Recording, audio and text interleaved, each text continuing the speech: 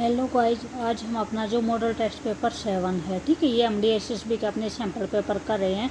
उसका जो भी साइकोलॉजी का सेक्शन है वो कर रहे हैं, बाल विकास एवं शिक्षा शास्त्र का। ठीक है, हमारा फर्स्ट क्वेश्चन क्या है, वंशानुक्रम का कौन सा नियम है? समानता का नियम है, प्रत्यागमन का नियम है, थर्ड है भिन्नता का नियम है, और फोर्थ है उपयुक्त सभी है। तो इसमें हमारा कौन सा आ जाएगा? ऑप्शन नंबर फोर्थ आ जाएगा, उपयुक्त सभी आ जाएगा। यानी जो वंशानुक्रम के हमारे ये तीनों के तीनों नियम होते हैं। उसके बाद सेकंड है, किंडरगार्टन विधि का प्रतिपादन किसने किया था? फ्राइड ने किया था, फ्रोबेल ने किया था, कुक ने किया था, या पियाजे ने किया था? तो किंडन जो गार्डन विधि वो किसने किया था? उसका प्रतिपादन फ्रोबेल ने किया था। ठीक है, उसके बाद थर्ड है, शिक्षा का वास्तविक उद्देश्य क्या है? भी नौकरी प्राप्त करना है, ज्ञान लेना है, सर्वांगीण विकास है, या फिर कला है? तो इसमें कौन सा हो जाएगा?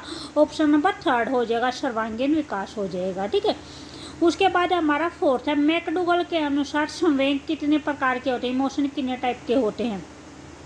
10 के, 12 के, 13 के, या फिर 16 के? तो जो मैकडूगल ने दिए थे संवेग के कितने दिए थे? 14 दिए थे। तो मैकडूगल के अनुसार संवेग कितने प्रकार के होते हैं? 14 प्रकार के होते हैं। ठीक है, उसके बाद हमारा फिफ्थ है, फिफ्थ में क्या है, बच्चों में नैतिकता के विकास के लिए जरूरी है, यानी क्या जरूरी है नैतिकता के लिए? उन्हें धार्मिक पुस्तकें पढ़ाना चाहिए, शिक्षक का आदर्श व्यवहार होना चाहिए, प्रातःकालीन सभा में उपदेश, फोर्थ है सभी। तो इसमें हमारा जो आंसर हो जाएगा वो क्या होना चाहिए? वो सेकंड हो जाएगा।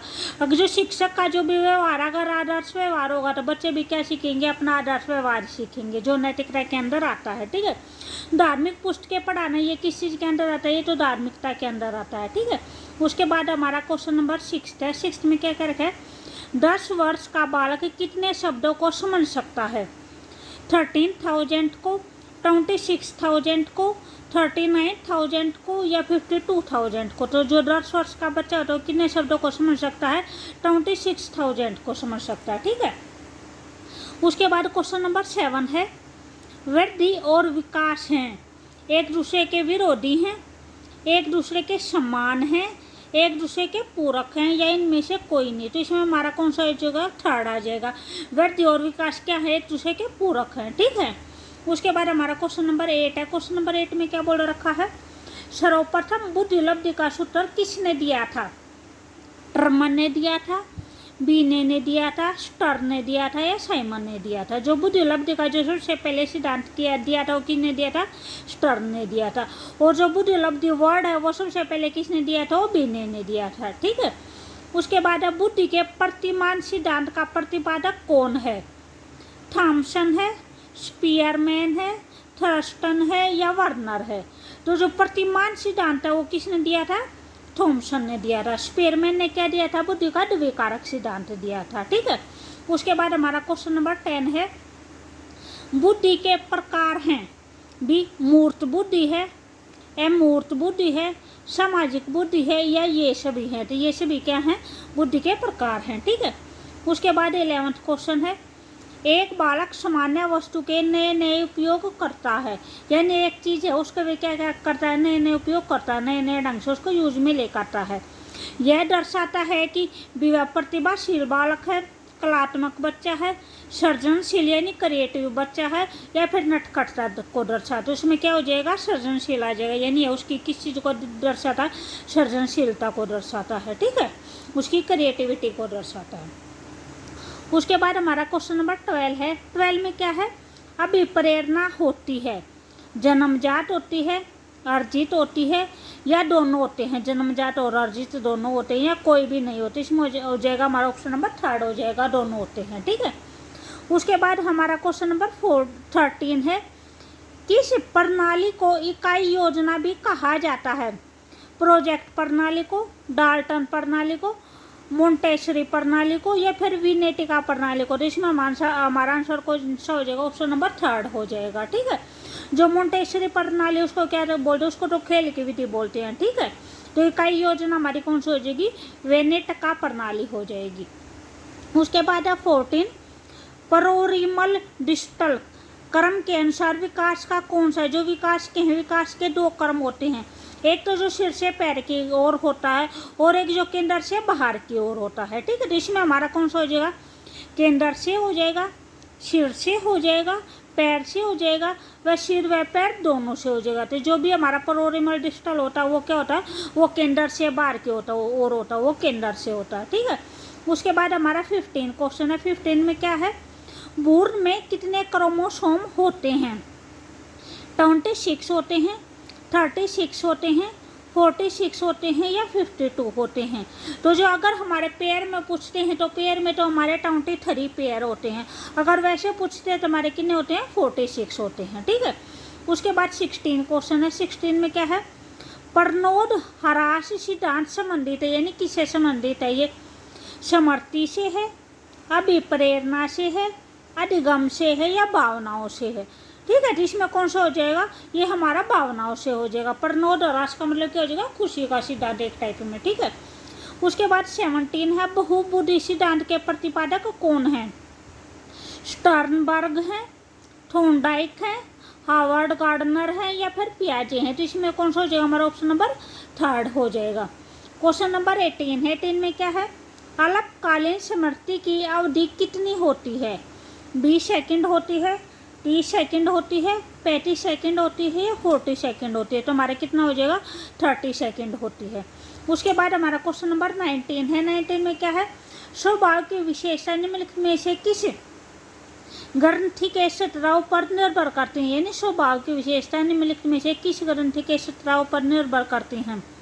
गल ग्रंथि के स्वभाव पर, शव की ग्रंथि के स्वभाव पर, पीयूष ग्रंथि के पे या अभिवर्षक ग्रंथि के स्वभाव पर निर्भर करती हैं, स्त्राव पर निर्भर करते हैं। किस स्टेप करते हैं, 4th हो जाएगा यहाँ पे हमारा। उसके बाद हमारा क्वेश्चन नंबर 20 है। 20 में क्या है, जब बालक अपने पिता के विपरीत विशेषताओं वाले विकसित होते हैं, यानी उनसे अपोजिट पैदा होते हैं, तो वह कौन सा सिद्धांत लागू होता है। विभिन्नता का, समानता का, प्रत्यागमन का या मूल जीवाणु की निरंतरता का। तो इसमें जो अपोजिट विपरीत विशेषता वाले जो बच्चे पैदा होते हैं वे कौन से सिद्धांत पे हो जाएंगे, प्रत्यागमन वाले सिद्धांत पे हो जाएंगे, ठीक है। जो अपने माता पिता के समान विशेषताओं पे पैदा होते हैं वो कौन सा होता है, वो समानता का सिद्धांत होता है, ठीक है। उसके बाद 21 है, यदि आपके कक्षा में कोई बालक 19 को 26 कहे तो वह पीड़ित है। भी डिसलेक्सिया से, स्टेंटेरिंग से, सलरिंग से या डिस्कैलकुलिया से। तो जिस बच्चे को मैथ में प्रॉब्लम होती है, कैलकुलेशन वगैरह में प्रॉब्लम होती है, वो क्या होते हैं, वो उस प्रॉब्लम को क्या बोलते हैं, डिस्कैलकुलिया बोलते हैं। तो हमारे यहाँ पे कौन सा हो जाएगा, ऑप्शन नंबर 4th हो जाएगा। शिक्षण प्रक्रिया में चरों की संख्या है, बी 33 है, 2 है, जो ऑप्शन नंबर 2 उसमें क्या है, 4 है, 2 है या 5 है। तो जो हमारी शिक्षण प्रक्रिया में जो चर होते हैं वे कितने होते हैं, वे 3 चर होते हैं, ठीक है।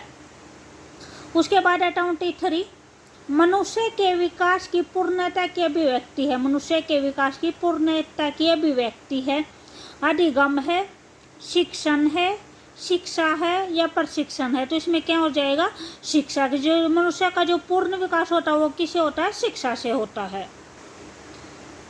उसके बाद हमारा क्वेश्चन नंबर 24 है, यदि शिक्षक समय समय पर परिस्थिति के अनुसार शिक्षण विधियों में परिवर्तन करता रहे तो उसका क्या मतलब है, शिक्षण रोचक बना रहता है, छात्रों का मन पढ़ाई में लगा रहता है, शिक्षण प्रभावशाली हो जाता है या कोई नहीं।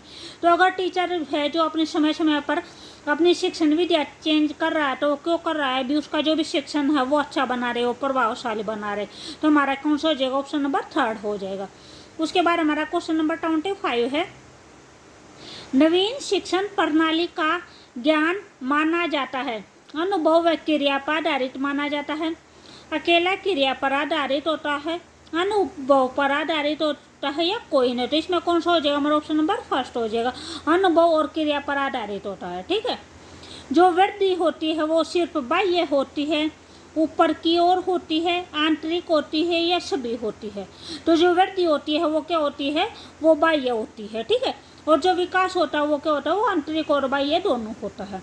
उसके बाद 27 है। 27 में क्या है, शैशव काल में बालक का व्यवहार कैसा होता है, मूल प्रवर्त्यात्मक होता है, आध्यात्मिक होता है, मानसिक होता है या सामाजिक होता है? तो इसमें कौन सा हो जाएगा? ऑप्शन नंबर 1 हो जाएगा। 28 है, संवेगों के 14 प्रकार किसने बताए हैं? वाटसन ने, स्किनर ने, फ्रायड ने या मैकडूगल ने? तो मैकडूगल ने बताए थे इसके संवेग के 14 प्रकार, ठीक है। उसके बाद हमारा क्वेश्चन नंबर 29 है, मूल प्रवृत्तियों में आवश्यक होता है भी क्या है?